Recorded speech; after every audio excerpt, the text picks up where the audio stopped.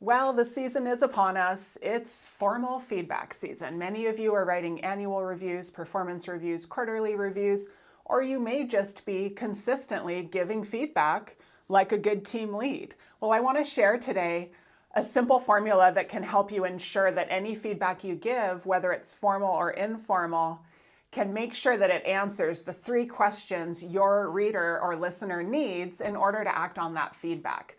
I think if you're like me, sometimes you've heard feedback be given that's kind of like, well, do better in this.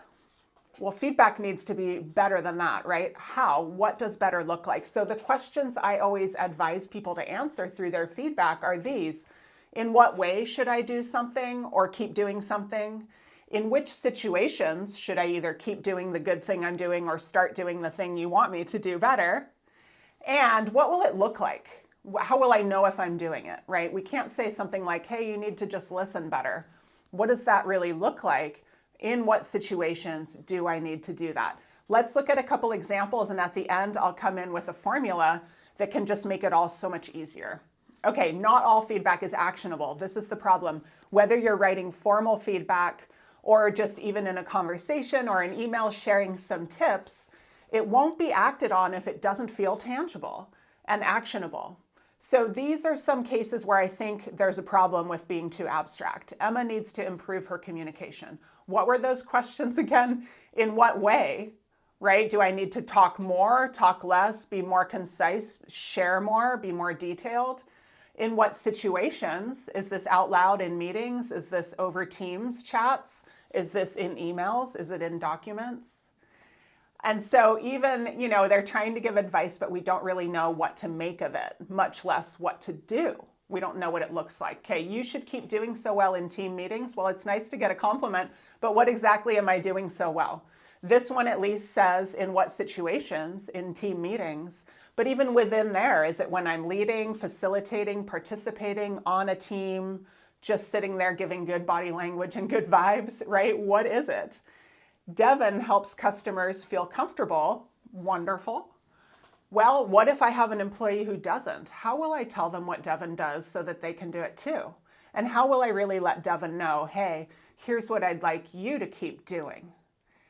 Couple easier ways for a reader to receive these. The reader is going to want to know when, in what situations, in what ways, and what does this look like? So instead of saying, hey, Emma, you got to communicate better, Emma can lead with a main point in emails. What does it look like to communicate better? We get the main point sooner. In which situations are we communicating in emails? That's more specific. Now Emma can go forward and be like, oh, great, I'll just put a main point. I'll be good to go. Keep bringing up questions and sharing your expertise in meetings. I've said specifically, what was it? What did it look like when you did such a good job in the meetings, right? And then same with Devin, hey, you're good with customers, but what does it look like? In what way? Devin asks customers about their day to help them get comfortable. Now this is advice I can pass on to someone who's maybe having less success in their customer interactions.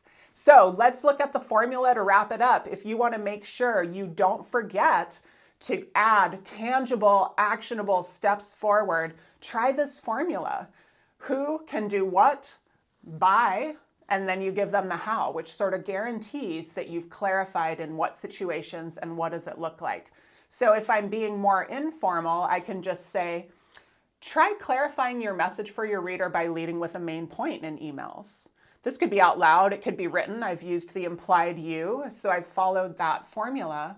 And you can see how it gives a combination of action and suggestions. And what does this look like? And then back to that idea that if we say, hey, be a better listener, what does it look like? Richard can connect more with his customers by making eye contact during conversations. So try out that formula. It'll really help you ensure that you are being actionable, tangible. And then one more thing, to add in kind of a motivating factor, keep flourishing, fostering a growth mindset. Check out our e-course and get your performance reviews, if you're doing formal reviews this season, written with ease and in a way that will help develop your team. Thanks for being here. Let me know if you have questions in the comments. I'll see you soon.